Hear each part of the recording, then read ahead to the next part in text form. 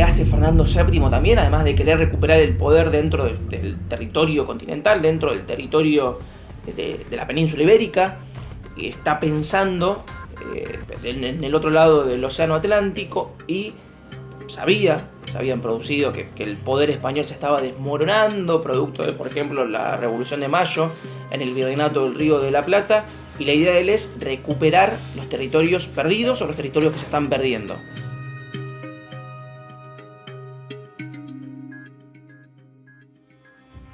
Y es importantísimo también tener el ojo puesto en lo que está pasando en la península ibérica, porque nos vamos a tener que empezar a replantear, a pensar en 1813, 14 y 15, qué hacer. ¿Qué hacer con esta nueva coyuntura, con esta nueva situación europea? Los directores supremos, Posadas y Alvear, ambos, al ver que el rey Fernando VII vuelve al trono, envían misiones diplomáticas para saludarlo, para congraciarse con él, y empiezan las tensiones. Ya se había caído definitivamente acá la máscara de Fernando VII, tanta sangre derramada, tanto camino transitado, ¿para qué? Para volver todo atrás, como si no hubiese habido ninguna revolución en mayo de 1810, o por el contrario, seguir avanzando. En ese sentido son varios los grupos que presionan, sobre todo San Martín, para que se declare de una vez por todas una independencia, para obtener definitivamente esa declaración de la independencia que se produce finalmente el 9 de julio de 1816 en Tucumán.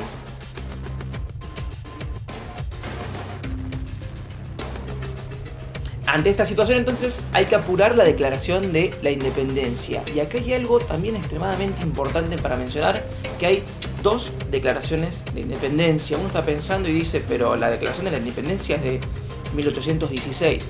Nosotros vamos a hablar de una declaración de la independencia un año antes, en 1815. ¿Quién declara la independencia en 1815? Vamos a ver que lo que hoy es la República Argentina, una buena parte de ese territorio, la banda oriental, Córdoba, Santa Fe, Entre Ríos y Corrientes, tienen una declaración de la independencia un año antes de 1816. Es más, cuando se reúnan en Tucumán, estas provincias no van a querer ser partícipes de esa declaración de la independencia porque ven un tono un tanto centralista a esa declaración de la independencia. Por lo tanto, hay claramente dos declaraciones. 1815 una y 1816 la que pasaría a la historia como la declaración de la independencia de la República Argentina, aunque sabemos que no existía para 1816 algo denominado República Argentina. Señores, ¿queréis que las provincias de la Unión sean una nación libre de los reyes de España y su metrópoli? ¡Sí, queremos!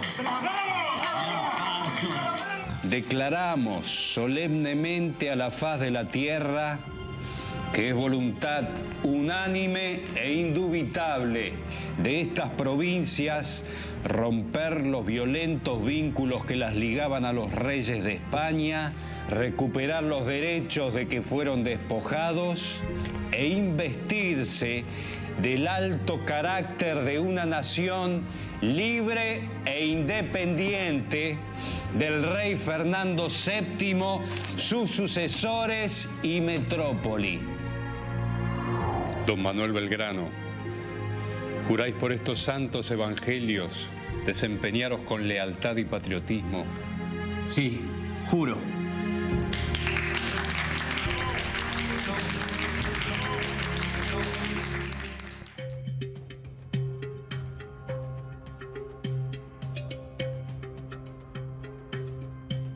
Tenemos que detenernos también un segundo, o unos cuantos segundos, mejor dicho, en algo que me parece a mí extremadamente importante, que es diferenciar bien el 25 de mayo del 9 de julio. Estamos hablando del 25 de mayo de 1810, el 9 de julio de 1816. Por lo general en los actos, en las efemérides escolares, a veces se lo retrata. Se retrata, digamos, ambos hechos, ambos días, ambos procesos, de una forma muy similar, pero tienen sus particularidades. Si bien pueden ser incluidas ambas fechas dentro del mismo proceso, un proceso de revolución, un proceso de independencia, cuando hablamos de 25 de mayo de 1810, es este grupo de vecinos que decide conformar una junta de gobierno similar, incluso en el nombre, a las que se estaban dando del otro lado del océano, en España, frente a la caída de ese gobierno monárquico. No en rechazo a ese tipo de gobierno, sino siendo depositarias de esa soberanía. Es decir, gobernar en nombre de Fernando VII. Fernando VII, al volver al trono, esta junta automáticamente se suponía que se iba a tener que disolver y que iba a devolverle el poder al rey o, en este caso, a un virrey.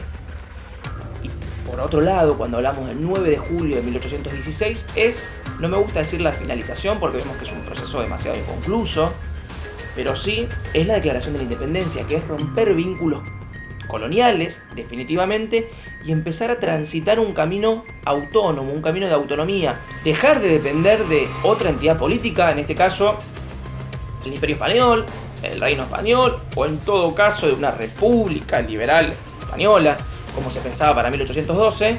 Lo que se quiere hacer entonces en 1816, y se hace definitivamente, es empezar a transitar un camino de independencia, un camino como una nación autónoma, con todas las incertidumbres que eso supone para el territorio rioplatense, porque estamos hablando de que hay en 1815 una declaración de la independencia de los pueblos libres, digamos, de la Liga de Pueblos Libres, la banda oriental, que sería Uruguay, Córdoba, Santa Fe, Entre Ríos y Corrientes, y por otro lado, en 1816, otro proyecto de nación, de país.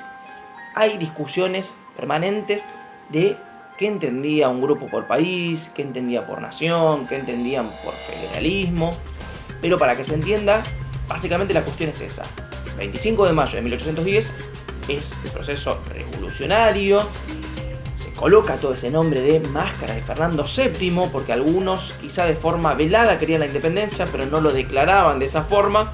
Pero ya para 1816, y sobre todo teniendo presente cuál es el contexto, que el rey vuelve al trono, entonces tanto camino transitado para nada. En 1816 hay que declarar definitivamente la independencia.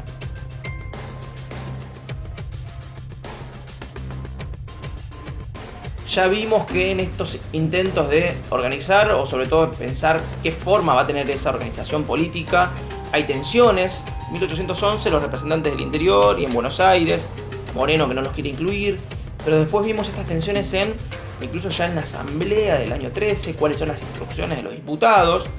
Va a empezar a haber dificultades para hacer un proyecto en común con la banda oriental.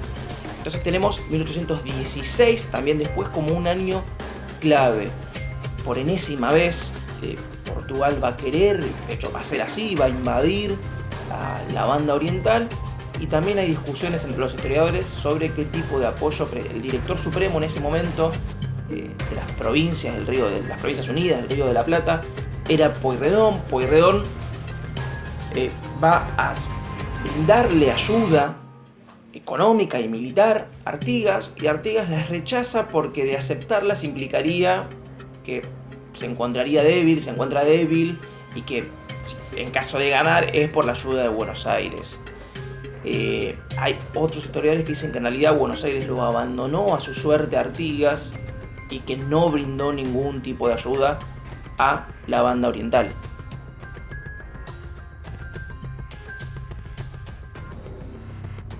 Buenos Aires aprovecha todo este conflicto, un conflicto casi, diría, eterno, no existe en términos historiográficos, la palabra sí, pero este conflicto que tiene Uruguay, la banda oriental, con el imperio de Brasil, estoy pensando en Portugal, y después de Brasil, después del 22,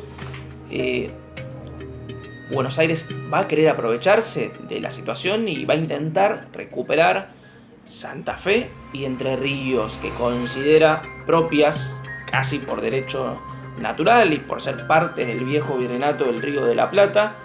Y al intentar recuperar esas provincias se va a encontrar con poderío de López y Ramírez, caudillos, van a ser grandes caudillos incluso de esas dos provincias.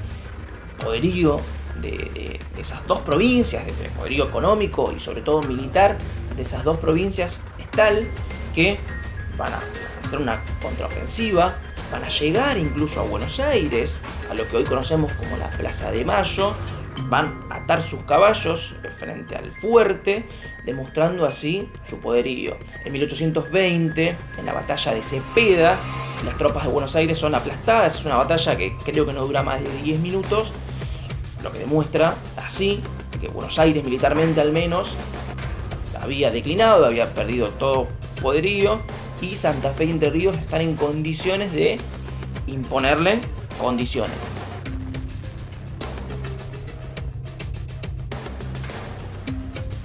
Básicamente las condiciones son la firma de un tratado, el Tratado de Pilar, el Pacto de Pilar, digamos, por el que se establece el fin de hostilidades.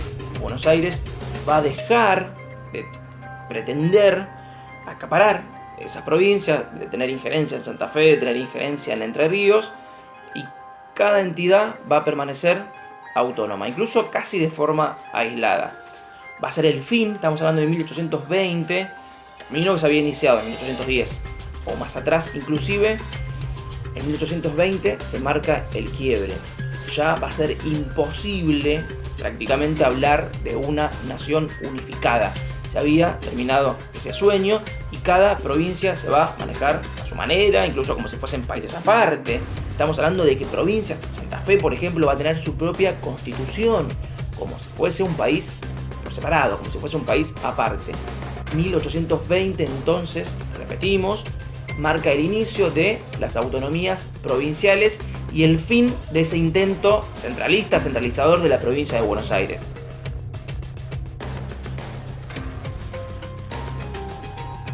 ...1820 entonces va a ser un año clave, por un lado, este fin del intento de organizar de una forma centralizada o incorporar a las provincias que antes eran parte del viejo virreinato del Río de la Plata. Eso se va a demostrar prácticamente imposible. 1820 es el inicio, como dijimos antes, de las autonomías provinciales. Cada provincia se va a manejar o va a intentar hacerlo a su manera. Y por otro lado, muere, incluso en el olvido, se podría afirmar, quien había sido uno de los héroes de la Revolución de Mayo. Por eso me parece que 1820 es el fin, se podría decir, de una etapa. 1810 a 1820. ¿Quién es el que fallece en 1820? Muere Manuel Belgrano en la pobreza, cuando tiene que pagarle por sus servicios al médico, al doctor que lo estaba atendiendo. La única forma de retribuirle, de pagarle, es con un reloj personal. Se lo saca y se lo regala. Se lo regala, es el único bien material que le quedaba a Belgrano, y muere en la pobreza incluso.